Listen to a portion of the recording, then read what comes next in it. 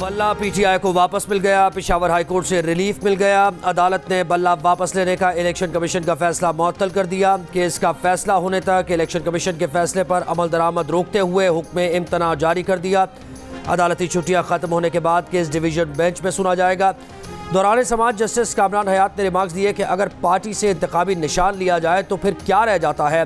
मुस्लिम league नून से शेर, peoples party से तीर, JUI से किताब वापस ली जाए तो क्या होगा। अगर अदालत कल इस नतीजे पर पहुंचती है कि इलेक्शन कमीशन का ऑर्डर ठीक नहीं तो फिर क्या होगा। यहां तो नजर आ रहा है कि एक सियासी जमात को इलेक्शन से बाहर किया जा रहा है। इलेक्शन शेड्यूल जारी हो गया है, निशान देना होगा। अदालत में PTI के वकील अली जफर का मौक़िफ़ था कि केस का फैसला होने तक इलेक्शन कमीशन का फैसला मुअत्तल करके इंतखाबी निशान दिया जाए ताकि PTI उम्मीदवारों को टिकट जारी किए जा सकें।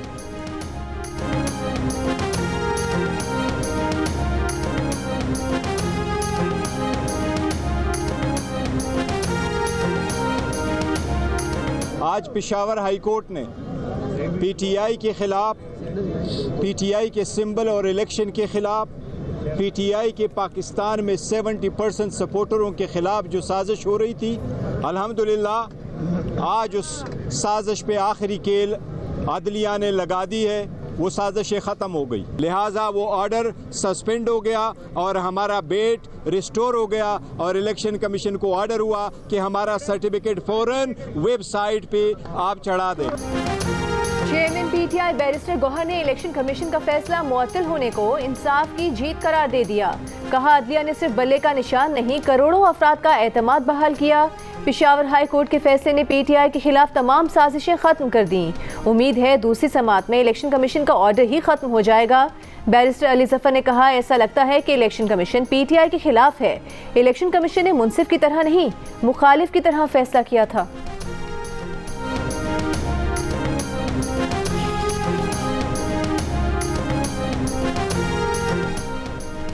PTI के शाह महमूद कुरैशी जमानत पर रिहा ना हो सके, 15 दिन के लिए नज़रबंद कर दिया गया। CPO और रावलपिंडी की एडवाइस पर डिप्टी कमिश्नर ने शाह महमूद के 3 MPO ऑर्डर जारी कर दिए। ऑर्डर के मुताबिक 9 मई मुकदमात में शाह महमूद कुरैशी से तफ्तीश दरकार है। इम्कान है शाह महमूद रिहाई के बाद दोबारा अपनी सरगर्मियाँ जारी रखेंगे। उनकी रिहाई से अमन व अमान की सूरत हाल ख़राब हो सकती है।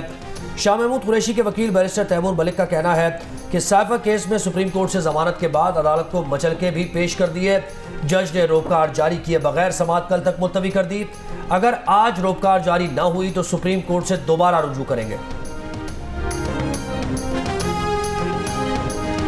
तोशाखाना केस में ट्रायल कोर्ट का फैसला मुअत्तल करने के लिए बानी PTI का फिर सुप्रीम कोर्ट से रुजू। रजिस्ट्रार ऑफिस के एतराज़ात खत्म करके दोबारा अपील दायर कर दी गई।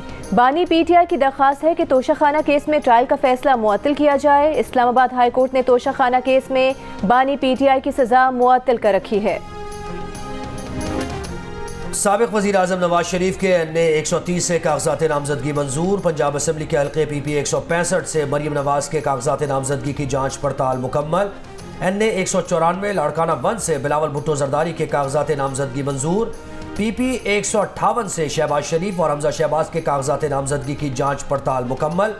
रानुमा ANP गुलाम अहमद बिलोर के कागजात नामजदगी मंजूर। PTI के रानुमा सरदार लतीफ़ खोसा के NA 127 से कागजात नामजदगी की जांच पड़ताल मुकम्मल।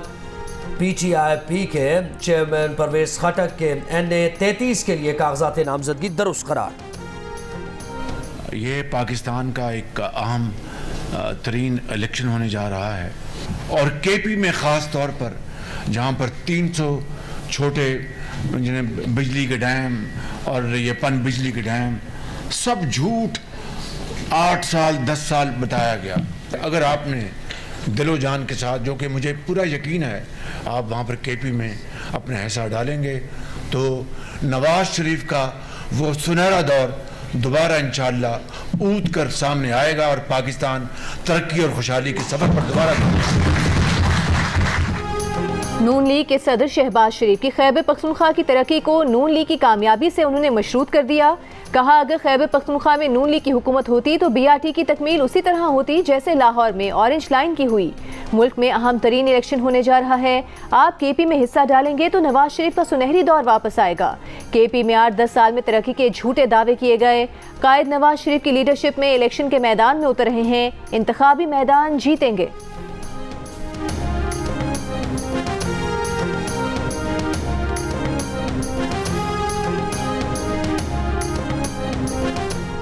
पीटीआई की लेवल प्लेइंग फील्ड फराहम करने के सुप्रीम कोर्ट के फैसले पर अमल दरामद न होने की शिकायत, इलेक्शन कमीशन के खिलाफ तौहीन अदालत दरखास्त दायर।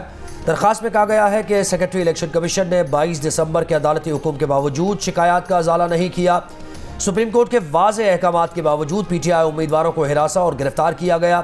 आईजी पंजाब पीटीआई के खिलाफ होने वाली कार्रवाइयों के मास्टरमाइंड हैं। अदालती हुक्म अदूली करने वालों के खिलाफ सख्त कार्रवाई की जाए। पीटीआई उम्मीदवारों को रैलीज और जलसों की इजाज़त दी जाए।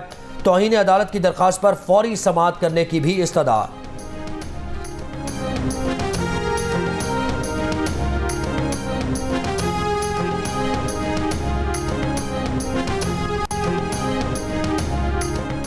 ऑडियो लीक्स केस में वजारत दिफा का इस्लामाबाद हाई कोर्ट में जमा कराया गया जवाब सामने आ गया। जवाब में कहा गया है कि रिकॉर्डिंग के सोर्स की मालूमात सिर्फ सोशल मीडिया प्लेटफॉर्म ही दे सकता है।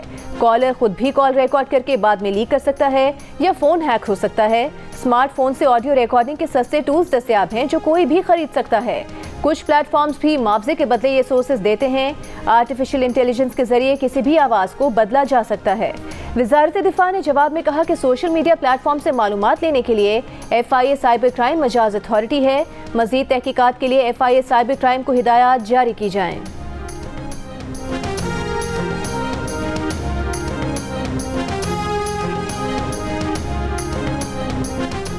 रिजवाना तशद्दुद केस में जज आसिफ हफीज का बयान अब तक न लिए जाने पर चालान नामुकम्मल करार। पुलिस तफ्तीश और चालान पर डिप्टी डिस्ट्रिक्ट प्रोसिक्यूटर के एतराज़ात। कहा जज आसिफ हफीज का स्टेटस केस में अब तक क्लियर नहीं, बयान भी नहीं लिया गया। सवाल उठाया कि रिजवाना को नौकरी दिलवाने वाले शख्स को शामिल तफ्तीश क्यों नहीं किया।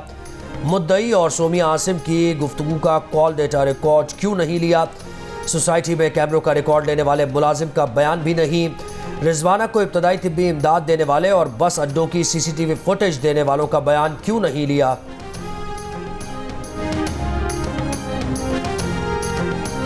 बलोच यकजहती कमेटी ने इल्जाम आयद किया है कि इस्लामाबाद में नामालूम मुसल्लह अफराद साउंड सिस्टम और बैनर्स उखाड़ कर ले गए। 100 से जायद मुजाहिरीन अभी तक पुलिस हिरासत में हैं। इस्लामाबाद पुलिस का कहना है कि मुज़ाकराती कमेटी और अदालती अहकामात के बाद 290 मुजाहिरीन को रिहा कर दिया है।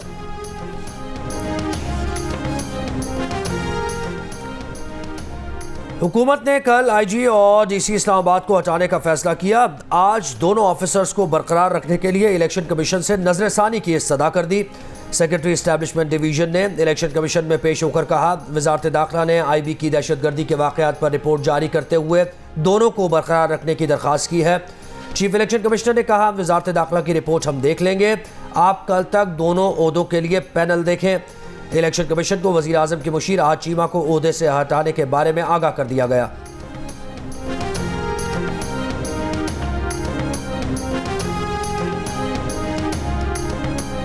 पाकिस्तान स्टॉक एक्सचेंज में शदीद मंदी। नए कारोबारी हफ्ते के पहले रोज 60,000 से नीचे आ गया। PSX 100 इंडेक्स 2,500 से जायद पॉइंट्स की कमी के बाद 59,170 पर बंद हुआ। कारोबारी दिन में रिकॉर्ड गिरावट हुई। 100 इंडेक्स 13 दिसंबर को अपनी बुलंद तरीन सतह 67,093 पॉइंट से 7,923 पॉइंट्स गिर चुका है। पाकिस्तान और ऑस्ट्रेलिया के दरमियान मेलबर्न टेस्ट के पहले दिन ऑस्ट्रेलिया ने 3 विकेट पर 187 रन बना लिए। लबुशैन 44 और ट्रेविस हेड 9 रन बनाकर क्रीज पर मौजूद। सलमान आगा, हसन अली और आमिर जमाल ने एक एक विकेट हासिल की। बारिश के बायस पूरे दिन 66 ओवर्स का खेल मुमकिन हो सका। मीडिया से गुफ्तगू में फास्ट बॉलर हसन अली ने कहा, बॉलिंग यूनिट के लिए पहला दिन अच्छा रहा, कोशिश होगी कल ऑस्ट्रेलिया को 250 पर आउट कर दें। गजा के रिहायशी इलाकों पर इस्राएली तैयारों ने गुज़िश्ता 24 घंटों में 100 से जायद मकामात पर हमले किए। फ़लस्तीनी शोहदा की तादाद 20,900 से तजावुज़ कर गई।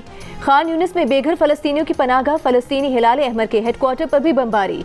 मुतादिद शहादतों की इत्तलात। फ़लस्तीनियों से तज़हीक आमिर सलूक का एक और वाक़या। स्टेडियम में बच्चे और बड़े मर्दों को बरहना करके कतार में खड़ा किया गया। मगरबी किनारे में इसराइली फ़ौज की कार्रवाइयाँ। 2 फ़लस्तीनी शहीद 55 को गिरफ्तार कर लिया गया। रामल्ला में छापे के दौरान फ़लस्तीनी सियासतदान खालिदा जरार गिरफ्तार। इसराइली वज़ीर आज़म के पार्लियामेंट में खिताब के दौरान यरगमालियों के अहले खाना का एहतजाज। यरगमालियों की फौरी रिहाई का मुतालबा करते रहे। फ़लस्तीनी मज़ाहमतकारों के इसराइली फ़ौज पर बिला खौफ हमले। टैंक के करीब पहुंचकर धमाका खेज मवाद रखने की वीडियो जारी। इसराइली फ़ौज ने मज़ीद 2 फ़ौजियों की हलाकत की तस्दीक कर दी। इसराइल का फ़लस्तीनियों को बतदरीज मिस्री सरहद की जानिब धकेलने का मंसूबा। इसराइली वज़ीर आज़म नेतन्याहू का कहना है कि फ़लस्तीनी रज़ाकाराना तौर पर गज़ा से बाहर जा सकेंगे। फ़लस्तीनी वज़ारत ख़ारजा ने मंसूबे को इसराइली कत्ले आम का असल मुहर्रिक करार दे दिया। हमास का कहना है कि नेतन्याहू मज़ाक़ा ख़ेज़ ख्वाब फ़रोख्त करने की कोशिश कर रहे हैं।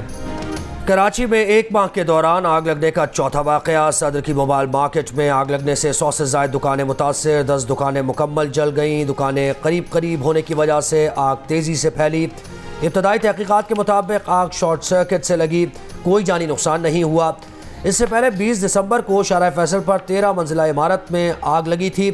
6 दिसंबर को आयशा मंजिल के करीब इमारत में लगने वाली आग से 5 अफराद हलाक हुए थे। 25 नवंबर को गुलिस्तान जौहर के शॉपिंग मॉल में आग लगने के बायस 11 अफराद जाँ बहक हो गए थे।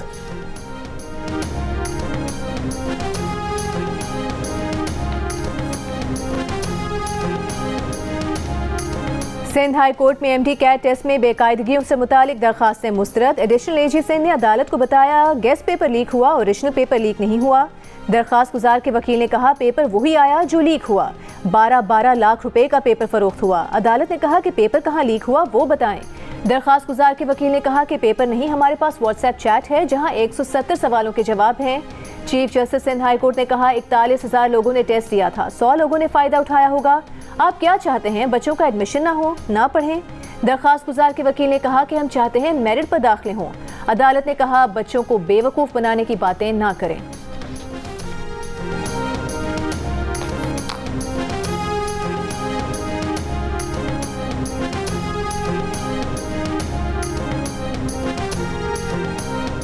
DI खान में हुए दहशतगर्द हमले में इस्तेमाल होने वाली गाड़ी और इंजन नंबर का पता लगा लिया गया। गाड़ी के इंजन पार्ट्स और व्हीकल टेम्परिंग चेक के लिए लेबॉर्ट्री भिजवा दिए गए।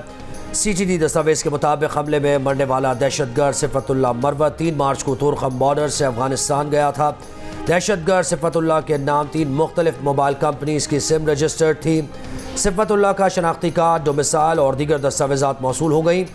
12 दिसंबर को हुए दहशतगर्द हमले में 2 खुदकुश हमलावरों समेत कुल 4 दहशतगर्द हलाक हुए थे।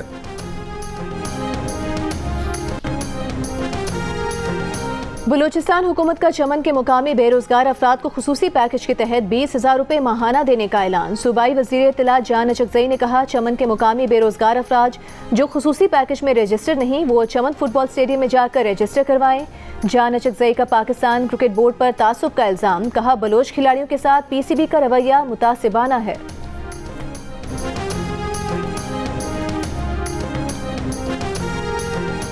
कराची में हसन स्क्वायर फ्लाईओवर से हिफाजती पोल चोरी करने वाला मुलजिम गिरफ्तार। मुलजिम से चोरी शुदा पोल खरीदने वाला कबाड़िया भी गिरफ्तार। फ्लाईओवर का चोरी किया जाने वाला पोल भी बरामद। पुलिस के मुताबिक मुलजिम को सोशल मीडिया पर वायरल वीडियो की मदद से गिरफ्तार किया गया।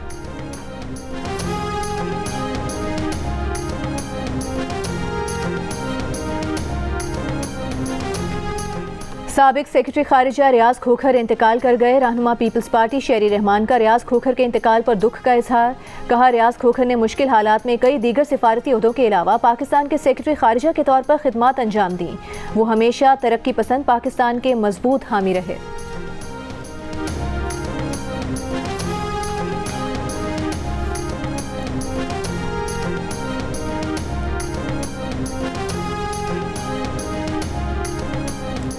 पंजाब के मुख्तलिफ इलाकों में स्मॉग के साथ शदीद धुंध। ननकाना साहब में मोटरसाइकिल ट्रेलर से टकरा गई, 1 शख्स जाँ बहक, 1 जख्मी। फूल नगर मुल्तान रोड पर 10 से ज़ायद गाड़ियाँ टकराने से मुतादिद अफराद जख्मी।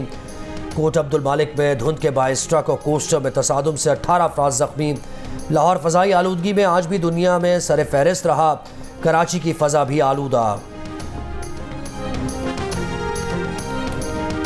फ्रांस में इंसानी स्मगलिंग के शुबे में 4 रोज तक रोके गए चार्टर तैयारे को 276 मुसाफिरों के साथ वापस भारत भेज दिया गया।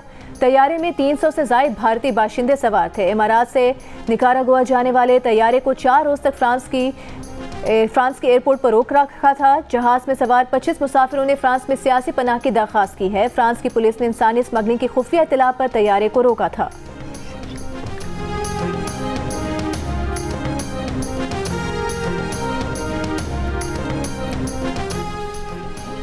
गाजा में इसराइली जारियत के खिलाफ अमरीकी मुजाहिरीन पेंटागन चीफ के घर के सामने पहुंच गए। वर्जीनिया में फ़लस्तीनी हामी मुजाहिरीन का अमरीकी वज़ीर दिफा लॉयड ऑस्टिन के घर के बाहर एहतजाज।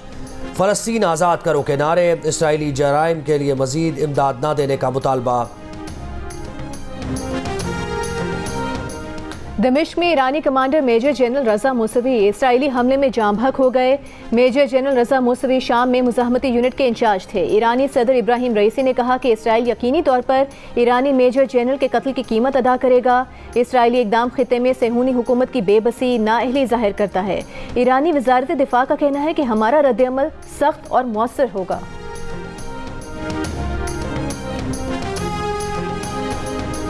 रूस ने यूक्रेन के अहम स्ट्रेटेजिक शहर मेरिनका पर कब्जा कर लिया। कब्जे में लिया गया यूक्रेनी इलाका मेरिनका रूस में शामिल डोनेट्स्क के मुज़ाफ़ात में है। रूसी सदर ने कहा कि दुश्मन को पीछे धकेल दिया गया, दायरा आगे बढ़ाने का मौका मिला है। यूक्रेन का रूस के 5 फौजी तैयारे मार गिराने का दावा रूसी हुकाम ने तस्दीक नहीं की।